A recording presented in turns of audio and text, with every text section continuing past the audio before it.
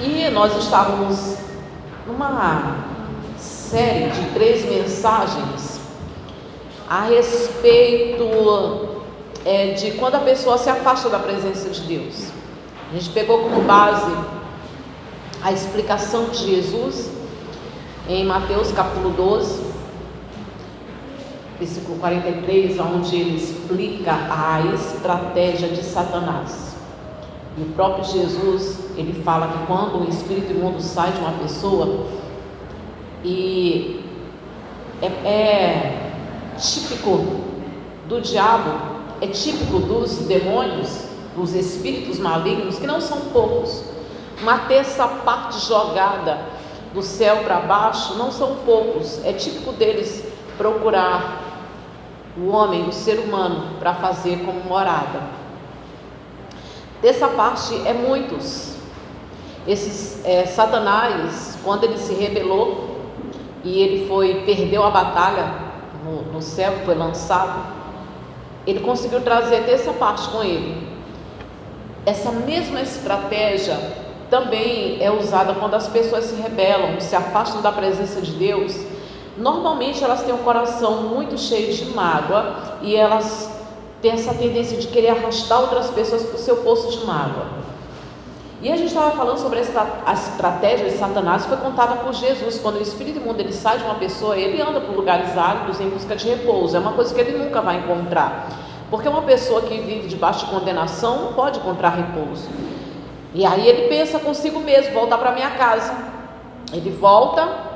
Ele acha a casa varrida, limpa, porque a pessoa conheceu Jesus, porque ela veio para a presença de Deus, porque ela teve um livre acesso à presença de Deus pelo nome de Jesus, crendo em Jesus, ela foi purificada, foi da sua mágoa, do seu ódio, depressão, perturbação, doenças. Houve ali uma limpeza, o que causa na pessoa um conformismo, um comodismo. A pessoa se tranquiliza porque a vida dela já não é mais aquela perturbação, já não é mais aquele desespero, já não é mais aquela condenação, aquela sensação ruim e desagradável o tempo todo. Então ela acaba se tranquilizando e aproveitando a vida boa que ela conquistou, tá tudo em paz, tá tudo tranquilo. Aí ela aproveita, fica em casa, assiste um Big Brother, assiste uma novela e curte a família, curte os vizinhos, curte o descanso.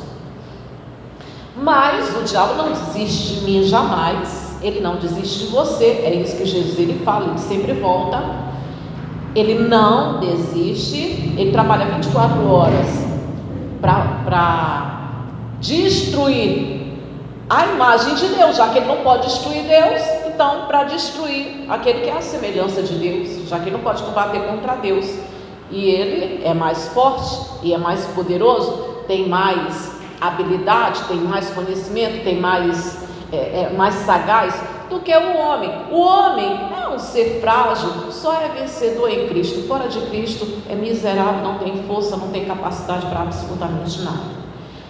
Ele pensa consigo mesmo: voltar para minha casa, chegando, achando varrida e arrumada, ornamentada, está tudo arrumadinho, está tudo no seu devido lugar. Aí ele volta, só que ele traz com ele 7 espíritos piores do que ele. E o apóstolo Pedro, ele completa isso, em 2 Pedro, capítulo 2. Isso ele fala que ele volta e o estado daquele homem, o apóstolo Pedro diz que o estado daquele homem se torna pior do que o primeiro. Esse estado daquele homem se torna pior do que o primeiro, significa que o diabo ele se aproveita, ele destrói, ele está pintando e bordando com as pessoas lá fora. Mas quando a pessoa tem o conhecimento de Deus, quando ela se torna serva de Deus e ela se afasta, aí ele vem com mais fúria para destruir aquela pessoa. Por isso o apóstolo Pedro diz que o estado daquela pessoa se torna pior do que o primeiro, porque antes ela era do diabo, ela abandonou, ela se afastou, se libertou, saiu do jugo do diabo, passou a se tornar um servo de Deus, começa a combater o diabo. espiritualmente pisar na cabeça dele, aí ele vem contra a pessoa despreparada, aí o estado daquela pessoa se torna pior do que o primeiro. E o apóstolo Pedro, que foi alguém que uma vez caiu, mas há uma diferença em cair para cair, porque o salmista Davi, ele diz que o justo ele até cai, mas prostrado ele não fica. Porém, Deus, existe uma diferença entre cair e cair, porque a Bíblia fala que Jesus, ele deixa 99 ovelhas no aprisco que vai em busca da perdida, mas não foi em busca do filho pródigo, foi em busca de uma ovelha, mas não foi em busca de um filho pródigo. E quantas ovelhas perdidas, né? Quantas ovelhas, pessoas que estiveram um dia no aprisco, se alimentando de pasto, irmão, se alimentando de pasto, não foi de heresia não, tá? Não foi de heresia não, pasto que eu falo é palavra genuína, palavra cristocêntrica, palavra de Deus, palavra que alimenta a fé, que alimenta o espírito. Tiveram se alimentando de pasto, se perderam, e Jesus não está deixando 99 para ir em busca, porque é diferente, porque aquela que se perdeu e aquela que quis, que decidiu estar perdida. Tem muitas pessoas que decidiram, estão por decisão, estão perdidas. E outra coisa também que o apóstolo Pedro fala é que é muito difícil voltar. Na verdade, ele diz que é impossível voltar à sua condição de cristão. A palavra apostasia significa rebelião. Ela é um termo grego que era usado para termo político, quando a pessoa se rebelava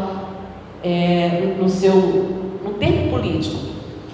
Mas ela é aplicada, a Bíblia aplica ela para aquela que se revolta, que se rebela, que se afasta e que abandona a fé, E aí, alguém que já caiu, ele traz instruções para nós do que nós devemos fazer para não cair. Porque nós temos essa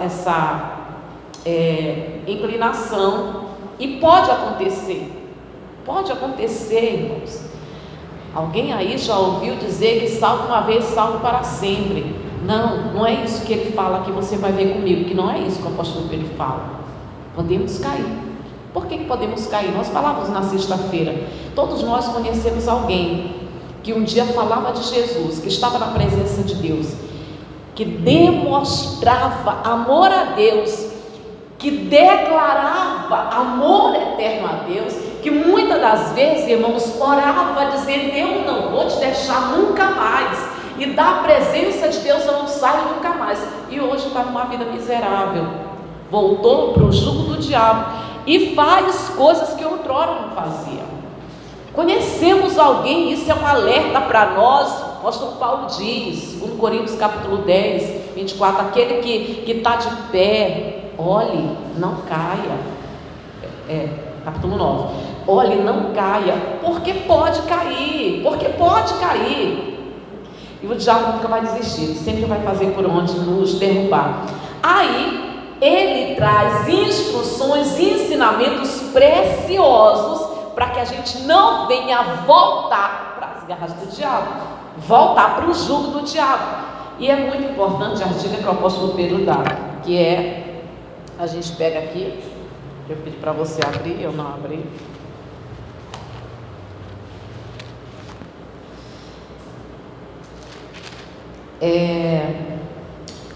Segunda epístola de Pedro, falei primeiro, né? Segunda epístola de Pedro. Vou ler alguns versículos rápido para a gente chegar aonde eu quero estudar. Ele faz a saudação no versículo 1 e 2, né? Saudação. No versículo 3, visto como pelo seu divino poder nos tem sido doada todas as coisas que conduzem à vida e à piedade, pelo conhecimento completo daquele que nos chamou para a sua própria glória e virtude. Sua própria glória e virtude. Virtude essa que nós não temos. Está se falando da virtude de Jesus. A glória dele, a virtude é dele. A glória dele e a virtude é dele. E ele fala aqui que ele nos foi doada. Tudo que a gente precisa para viver, para permanecer na presença de Deus, para exercer a nossa condição de cristão. Ele diz que já nos foi doado, não está sendo preparado. Deus não vai nos conceder nada para a gente ficar firme, para a gente permanecer de pé. Tudo já foi concedido, tudo já foi doado. E ele diz também no versículo 4: pelas quais vos têm sido doadas as suas preciosas e muito grandes promessas, para que por elas vos torneis participantes da natureza divina, livrando-vos da corrupção das paixões que há no mundo.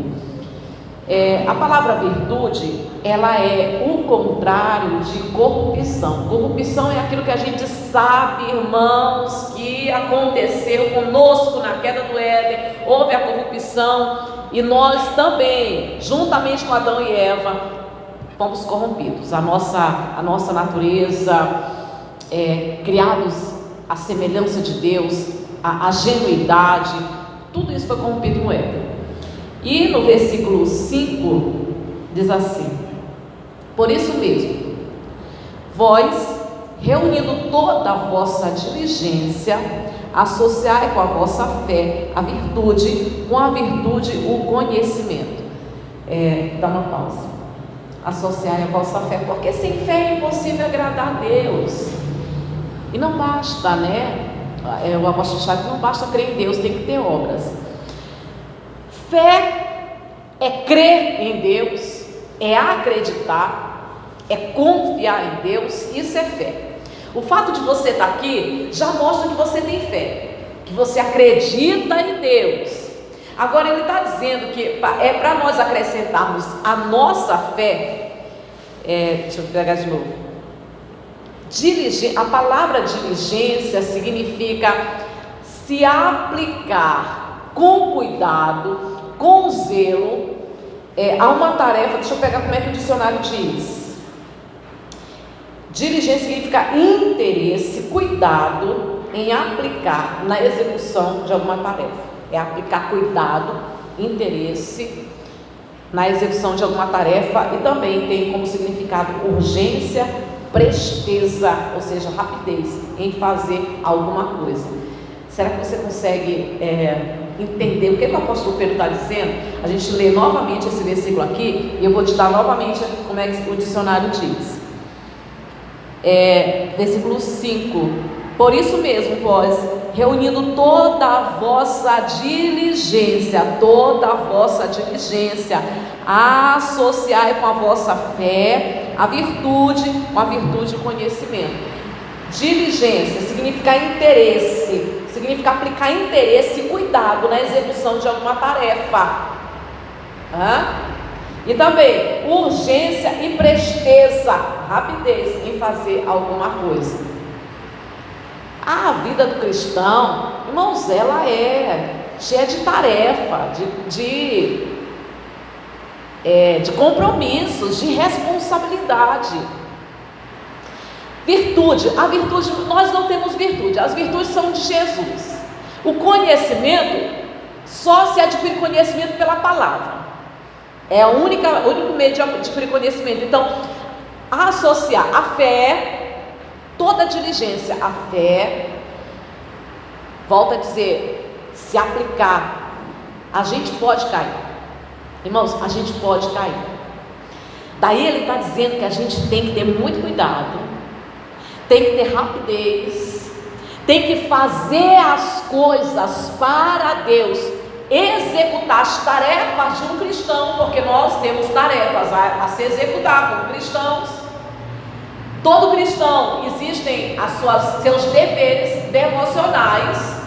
Quais são os deveres devocionais do cristão? Aquilo que você já sabe, é a oração, é a leitura da Bíblia, é a consagração. Então ele está dizendo que nós temos que ter cuidado, interesse, rapidez, agilidade para fazer, para cumprir as tarefas, os deveres devocionais. Aí por aí você tira. Só por aqui tem mais coisa, mas só por aqui você tira. Por que as pessoas caem? Volto a dizer, apostasia significa se rebelar contra Deus, se afastar da presença de Deus, se apartar da fé cristã e Com o significado diz que a pessoa fica sem condições de voltar à sua condição de cristão. Isso é o significado, tá? Significado bíblico. Ela não tem mais condições, fica impossibilitada de voltar ao seu estado de cristão. Por aí você tira. Por que as pessoas caem?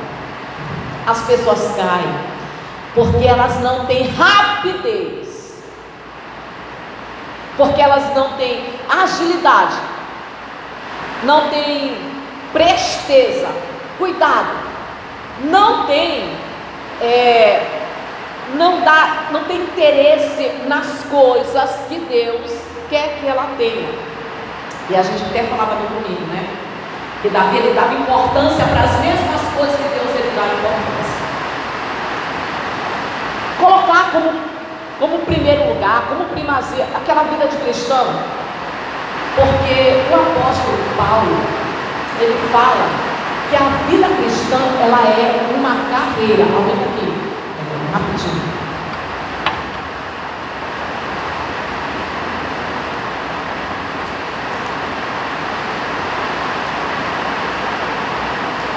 Em 1 Coríntios capítulo 9, versículo 24, sei lá, estou te dando referência, o apóstolo Paulo, ele fala que a vida cristã, ela é uma carreira, não carreira.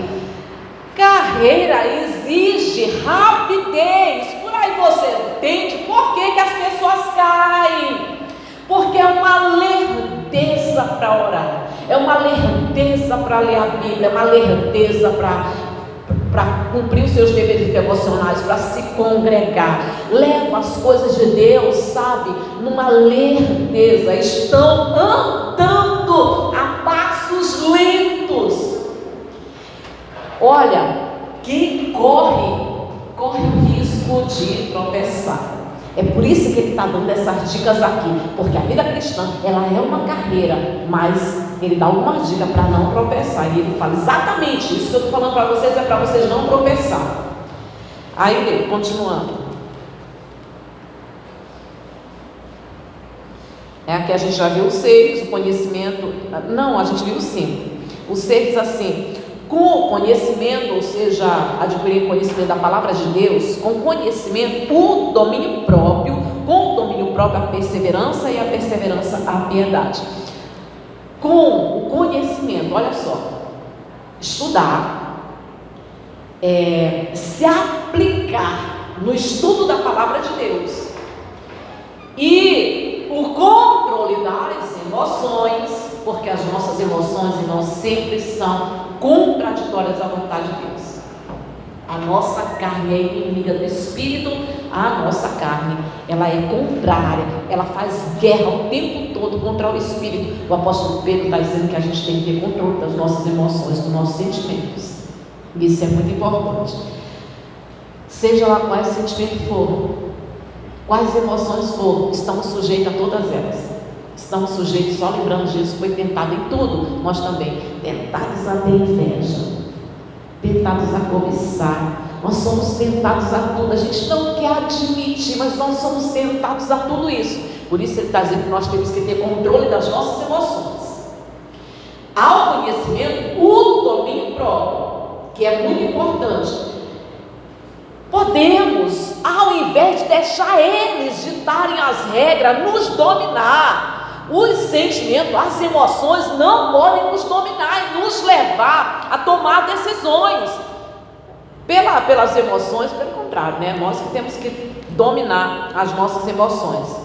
Ao domínio próprio, a perseverança, eu gosto de associar essa palavra com o que o próprio Jesus diz, né? Aquele que perseverar até o fim será salvo, significa insistir.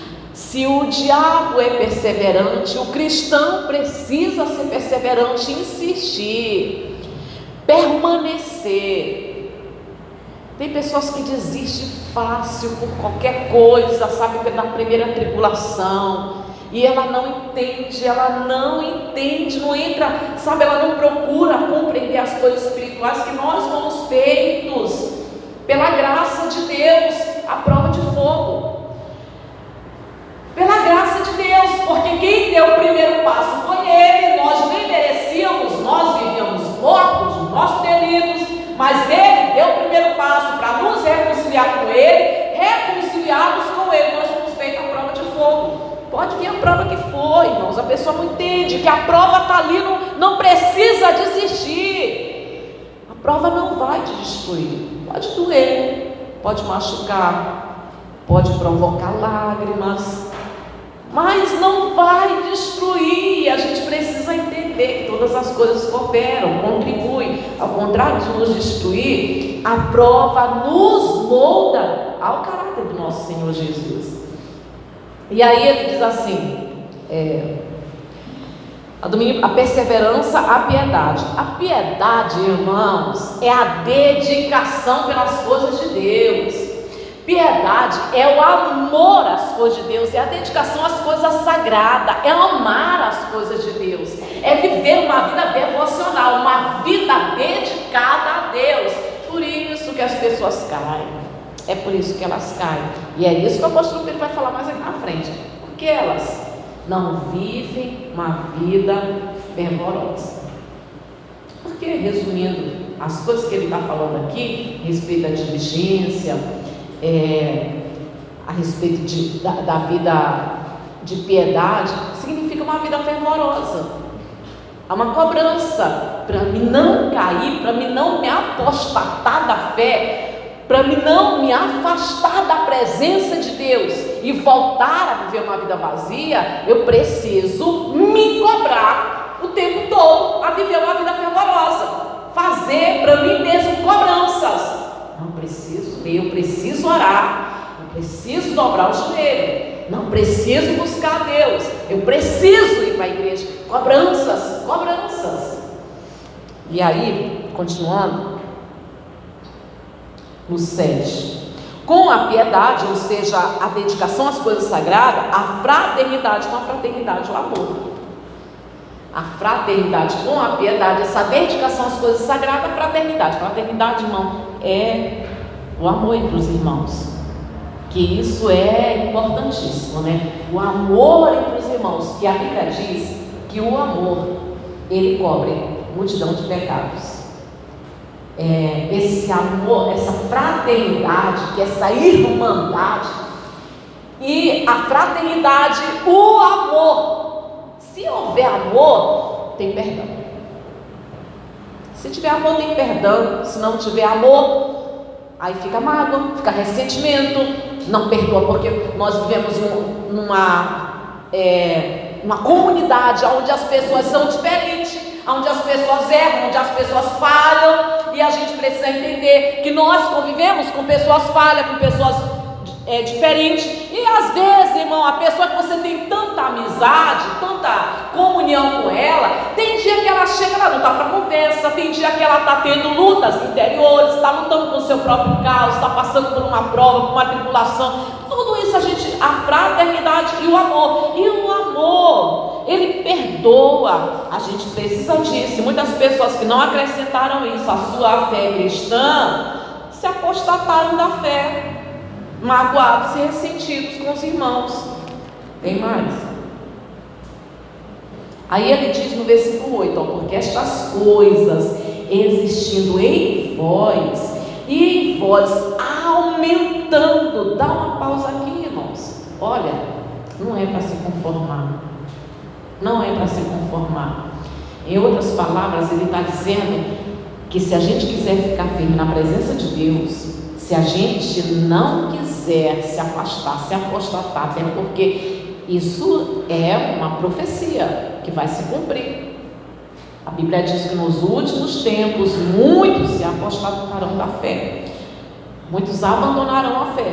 Então ele está dizendo que se a gente não quiser cair, não quiser se afastar da presença de Deus, como muitos que se afastaram, pastores, obreiros, tantas pessoas, se a gente não quiser ser mais um deles, a gente não tem que se conformar, mas crescer. Se você já tem fé, se você já tem as virtudes de Jesus Cristo, se você já tem domínio próprio, você já consegue consegue controlar suas emoções, se você já tem essa fraternidade, essa irmandade, se você já tem amor, não se conforme. Você precisa buscar que essas coisas a cada dia aumentem mais e mais em você. Crescimento espiritual. E ele diz assim: estas coisas que eu acabei de falar, se elas existirem em vocês, tudo isso, as virtudes de Jesus, a fé, a perseverança, o domínio próprio, a diligência, tudo isso, ele diz assim: porque estas coisas existirem em vós e em vós aumentando, fazem com que não sejais inativos, ou seja, infrutíferos,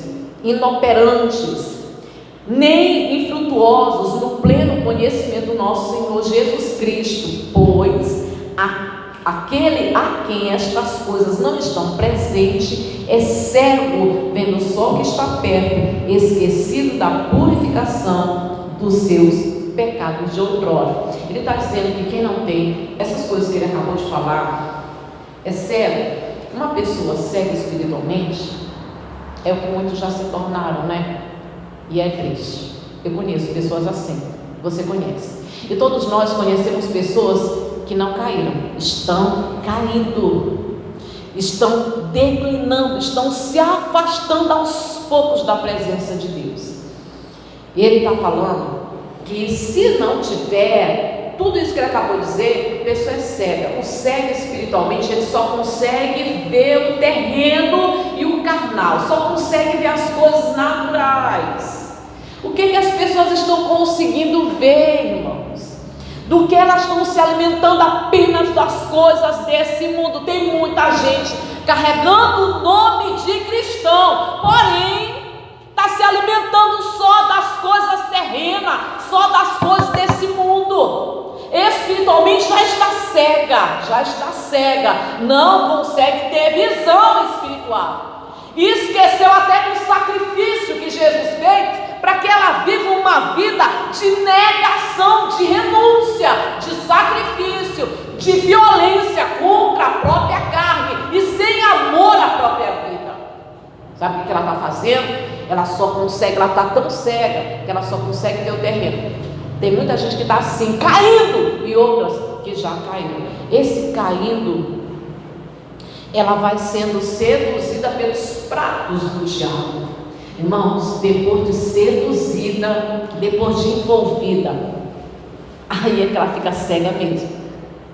A gente estava até falando sobre isso, acho que na terça-feira foi. A gente estava aqui na reunião das mulheres, a gente estava falando sobre isso. Que quando uma pessoa ela se envolve no pecado, ninguém cai de uma hora para outra, ninguém. E quando a pessoa ela se envolve no pecado, seja da prostituição ou do adultério, depois que ela está envolvida no pecado, da prostituição, do adultério, do homossexualismo, ela fica tão cega, que se ela tiver, se for adultério, se ela tiver marido e filhos, ela não consegue enxergar o marido, qualidade de marido, ela não consegue dar amor para os filhos, sabe, se ele não consegue dar carinho para a esposa, ele não consegue ver nada de engraçado, de atraente na esposa, ele não consegue ver os filhos com amor. Depois da pessoa estar envolvida no pecado, a pessoa fica de uma tal forma que ela só tem olhos, ela só tem interesse no pecado. Se é prostituição, se é adultério, se é homossexualismo, pode ter a pessoa que mais amava lá atrás,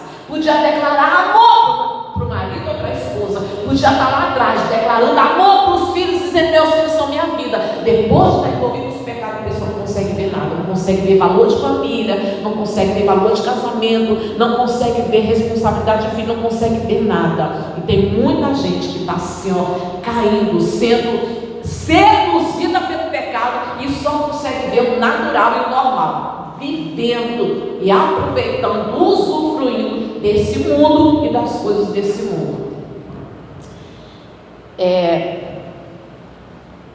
Eu acho que, assim como você também já deve ter prestado atenção que aonde você abre, seja noticiário, seja nas páginas de entretenimento, as redes sociais, tudo que você abre, o que está dando a falar agora é Big Brother.